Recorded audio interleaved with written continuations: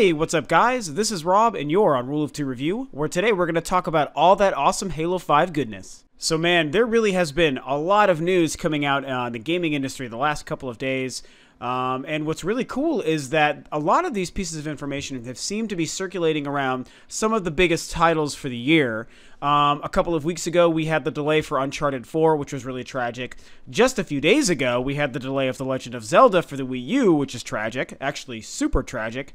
And just yesterday, we had a bunch of news about Halo 5 Guardians, which has been luckily confirmed to still be coming out this year. So, of each of the console manufacturers' biggest main players that were initially going to be going head-to-head this Christmas, it turns out that only one of them have survived, and that is, of course, Halo 5, which is releasing October 27th this year. So as sad as I was about the delay of Uncharted 4 and The Legend of Zelda, I do have to admit that because I am such a massive Halo fan, I was really glad to see this whole news and media blitz from Halo 5, for Halo 5 coming from Microsoft the last couple of days, and the confirmation of the release date this year. A lot of people started to wonder if Halo 5 was even going to make it this year with all these other big players getting pushed back. What's going to happen with this showdown between Nintendo, Sony, and Microsoft in each of their big games? And it looks like the lone survivor Halo is going to be the only title really making this showdown kind of happen for this year, which is really exciting. I love Halo. And I think it's pretty cool that the release date was confirmed as October and not November. That's pretty neat. I know that the first two Halo games, I think, both came out in November, and then it kind of started shifting all over the place a little bit. I believe Halo 4 might have been even September. You can correct me if I'm wrong, but I'm pretty sure that that was September. And Halo 4 is actually my favorite Halo game yet, even though I've been playing the series and loving it since the very, very beginning. I definitely have to say that Halo 4 I thought was the best overall package. I loved the new engine. I think 343 Studios did an amazing job. I loved the story, the delivery. You had a lot of ex-Retro Studios and Metroid Prime developers working on that game, and you could really tell in the enemy and weapon design. I thought that it was just so fantastic, and I loved the story and the way it ended, and just the way it sounded. It was the best sound design in a game ever. Just freaking awesome. So what 343 is doing with Halo has been nothing but impressive to me.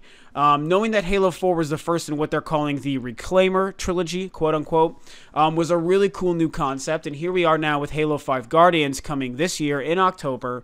And like I mentioned a second ago, there was a huge media blitz that came out the last couple of days with the reveal of the release date and the initial trailer that showed that date. And there's a lot of really interesting things happening that I wanted to talk about and discuss some of the theories that I have and that other people have.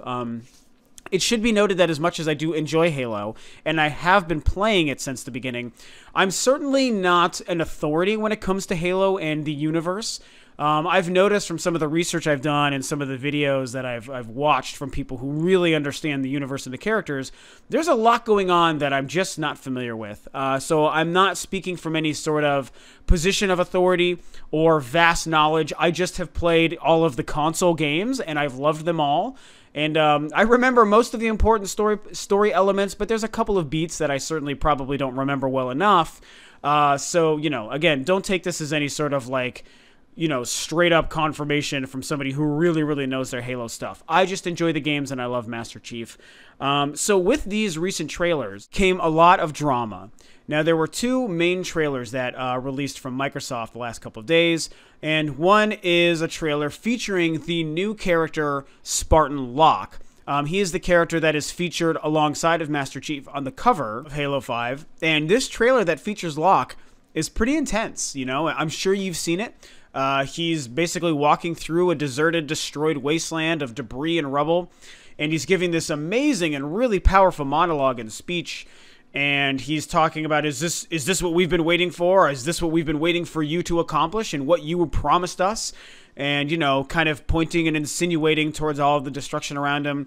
And there's this erected statue of Master Chief, and below it is a completely effed up Master Chief. I mean, he is tore up. He's got a huge gash on his side shoulder, and you can just tell he's been in a battle and he's on the brink of death.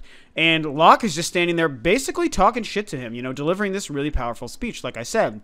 And of course it ends in this whole, are you the one we were really waiting for kind of, well, not anymore sort of moment. And you can tell he's about to basically pull his gun and kill Master Chief. And then it cuts to black. It says, you know, Hunt the Truth, and then it gave us the release date of October 27th. Now, that in and of itself was a really fantastic trailer, and it got me and a lot of people theorizing about a couple of very interesting things. However, what I just found out today before deciding to make this video is there was also a second trailer released at the same time. I had no idea about this, so I just went and watched it before making this video, and it's amazing because it's basically the exact same scenario, only in reverse. So you have Master Chief walking, basically walking up to the same Master Chief statue, and giving this whole conversation about, like, you thought that you could promise this and that, and, you know, your mission has been to accomplish this and accomplish that. Well, it turns out that that mission is over, and, you know, mine is just beginning. And it's Master Chief saying the same thing to Locke, who's in the same position that Master Chief was. Sitting at the bottom of that statue, completely tore up. His suit seems to be malfunctioning. He has lost some sort of fight. And Master Chief, we literally see him pull the gun, his pistol, from his hip and point it at Locke before saying that your mission is now over, Spartan Locke. Mine is just beginning. And then that cuts to black and, you know, Hunt the Truth and this whole thing. So really awesome, really well handled. There's a very interesting duality happening between these two trailers and what they're trying to tell us. The delivery of the live-action Halo story trailers for every game has been top-notch, amazing. I really, really love what they've done with these, and this is no different, especially because they've done two different trailers that are kind of mirroring each other. They have this dichotomy where they're different. They're the same scenario featuring different players in different roles in each trailer. And it's a lot of fun to watch, and it's a lot of fun to think about. Now, again, I don't know a lot of these subtle details of the universe to be able to speak too far on a lot of the theories. I've heard some pretty cool things. What really seems to be happening is they might be presenting us with the idea of different campaigns or different outcomes. Kind of, you know, making it seem that maybe you could play the game as one or the other character, or maybe similar to Halo 2, you'll play as both characters throughout. Maybe you'll be able to either come to any one of those outcomes at the end of the game. And what's interesting about that is I think initially that sounds really cool and like a fun way to play with the lore and the story being delivered in Halo 5. But at the same time, I don't really know that I want that. And I don't know that a lot of Halo fans want that either. Now, the reason I say that is because honestly, the only thing I want is to just play as Master Chief and fuck up all the bad guys. And if Locke really is the bad guy, I want to fuck him up. I just want to play as play as Master Chief and just kind of experience the story and his arc and what's actually supposed to be happening. How his story is supposed to deliver and how it is supposed to end. So the idea of going back and forth between characters or playing one or playing the other, like I said, could be really great for a lot of games, and it could even be really good for this game, but at the same time, it might kind of, it has the potential to sort of have some backlash or even like a negative effect to a lot of the story that's been being told leading up to this game and what Master Chief has been doing and who he really is. So, granted, we don't know this, and this is just a theory on the internet, and I kind of agree with it. It does seem like they're trying to tell us this may be happening, but I sort of really hope that it doesn't. The other reason I think it might not really even be a possibility is because we know that there is going to be a Halo 6, because this is the Reclaimer trilogy again. We know that the story can't really end with Locke being successful and Locke defeating Master Chief. I mean, I just can't imagine that before the Halo story ends is when Master Chief is going to die. That just doesn't seem to make any sense to me. To me, Master Chief obviously has to live because we need to play as Master Chief and experience his story going forward in Halo 6 for the finale of whatever the Reclaimer trilogy really ends up being. So there's a lot going on there when you consider that theory. Like I said, it's fun to think about, could be kind of true, but I just don't know that it makes the most sense for Halo or for Master Chief's story. What I kind of think is really neat to think about is if there's sort of like a time travel element being toyed with here in these trailers and maybe in the game. Now, bear in mind, I think that that is really at the low end of a possibility. It doesn't seem like anything that makes a lot of sense for the Halo universe. As far as I know, even in the expanded novels, I don't think that they've ever really touched on that being part of the universe. However, I think it would be great if it was part of the universe in the story. I think time travel is almost always awesome. Bring it into any story, and I am super happy. And I think that it would be really neat if what we were actually looking at is, instead of a way to deliver two different storylines, is a way for us to experience both of those storylines and both of those elements, those what am I trying to say? Both of those kind of periods in time, scenarios. I'm sorry, that's the word I was looking for. Frickin' scenarios. A way to experience both of those scenarios in the same game. Whereas maybe you play through a part of the game and in some way, shape, or form, a time travel element or a time traveling character, which by the way could be Locke, a la the Terminator, comes into the fray. We know that we're dealing with that. You engage in a battle with him or some people in that setting mid-game, and you maybe Master Chief is almost or completely defeated by Locke, just like in that first trailer. But there's a way to go back, and you kind of have to change the elements and the scenarios of the past, and then you come back full circle to the actual ending of the game, or the actual culmination of that battle, which would be the second trailer, where Master Chief seems to have defeated Locke and is about to kill Locke. And you know that his story, again, quote-unquote, is just beginning, leading into whatever happens in Halo 6. So I think that's a pretty cool idea. And, you know, another thing that really made me think about that idea is when that first trailer was playing and we see this destroyed arena and Locke is, you know, looking at this erected statue of Master Chief because he's been the unsung hero in the past. And Master Chief is laying, you know, defeated at the bottom. It kind of reminded me a little bit of, this may sound really silly and maybe even dated for a lot of the younger gamers out there, but it sort of reminded me of Bill and Ted's Excellent Adventure. Because in that game, is it San Dimas? I think, yeah, San Dimas is where they're from. You know, there's an element of in the future where they were saviors and they had no idea that they were going to become saviors. And, you know, their whole, you know, language and the way that they were with each other became a way of life for people in the future. And they had statues of them in the future, and their school was named after them, and cities were named after them. And then they have to kind of realize that that's who they were, and they need to make sure that that future doesn't fall apart. Now, what could be happening with Halo, at least my theory at first, was maybe this was like a future scenario where in the future, you know, people had erected these statues of Master Chief and everything was so great because he was the one who saved us, and then it all fell apart, and maybe they're in the future in these trailers, for all we know. And in the future, where Master Chief was supposed to have been the hero, everything got fucked up and destroyed, and now he's looked at as the villain or the person that actually destroyed society after he pretended to save it. And Locke thinks he's the good guy by trying to stop Master Chief. So I don't know. Those are just some wacky ideas that kind of came into my head.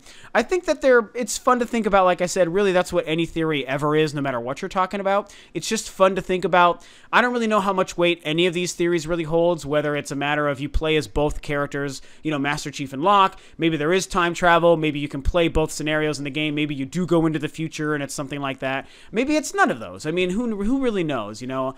I didn't want to go too far off the deep end. I just thought it was really fun to talk about some of the ideas. There's a lot of other ideas floating around on the internet, and I would encourage you to research some of those too. It's really fun to theorize. They are doing wonderful things with Halo and with Master Chief right now. I'm so proud of Microsoft in the series. I just think that it's one of the strongest stories being told in gaming right now. And what really aids that is that it doesn't come out every fucking year like so many other games nowadays. Just like the best games out there, and by great example is The Legend of Zelda and Uncharted. Those games come out very seldomly, every couple of years, just like the Halo games. And you know what? They're always the gold standard of game design and storytelling. Every single time. All three of these series, you know? And that's what happens when you take your time and you don't release your game and your series annually, you know? There are a couple of things that work well for that, you know? Obviously, episodic releases, I think, are great when they're handled well. I have no problem admitting that I enjoy Call of Duty because Call of Duty has created a comfortable precedence and a niche for itself to exist that way, and I've become totally okay with it. But all these other things, like how Assassin's Creed is handled, it's like, no, too much story, too much character development for you to make a good game every single year. Stop doing that. And with Halo, again, a great example of a studio and a team in a series that is being handled with care. And you can tell that they're spinning such an amazing dramatic narrative with these games and delivering great gameplay and great worlds and great multiplayer component. I mean, it's just the cream of the crop as far as AAA gameplay experiences go, I think. So I'm really happy with what's going on right now. Like I said, please go out of your way to research some of the other theories. I know that there are some other audio logs that you can find. I think if you go to SoundCloud and search Hunt the Truth, which is the the kind of the hashtag sort of viral marketing movement happening with Halo 5. I think you can find all these audio logs I heard about where it's like a reporter who's going and interviewing people and doing research with people who knew Master Chief in different periods of his life, and really cool things going on there. So I don't really know too much more about those other than that. So I would encourage you to go out and do your own research and become educated on it. Like I said, I've only seen those 2 trailers. I just love Halo. I just wanted to talk about the couple theories that I had and had also heard, and that awesome release date of October 27th. You know, that's just that's, you know, a while away, but also closer than I think a lot of us expected. So it's good to know that Halo is going to make the grade, make the cut, and release in 2015. So that the whole trifecta of Showdown games, at least we get one of those games still releasing this year. So I am beyond excited. Anywho, that's enough nonsensical rambling and babbling from me about Halo 5 and all these cool theories and trailers and stuff. Of course, let me know what you think below if you're a Halo fan, and if you're not, if you're excited for the game, if you think these trailers are awesome, or if you think that they're not as exciting as I'm making them out to be. Do you have any of your own theories? Do you think any of my theories or the other ones that I talked about make any sense or have any sort of weight to them? It's a really fun conversation to have. Let me know what you guys think. Thanks for tuning in. If you're new to Rule of 2 Review, please feel free to subscribe, like, comment, and share the video because it helps me get the content all over the internet and YouTube. And thanks for tuning in. As always, I will catch you guys next time on another video for Rule of 2 Review.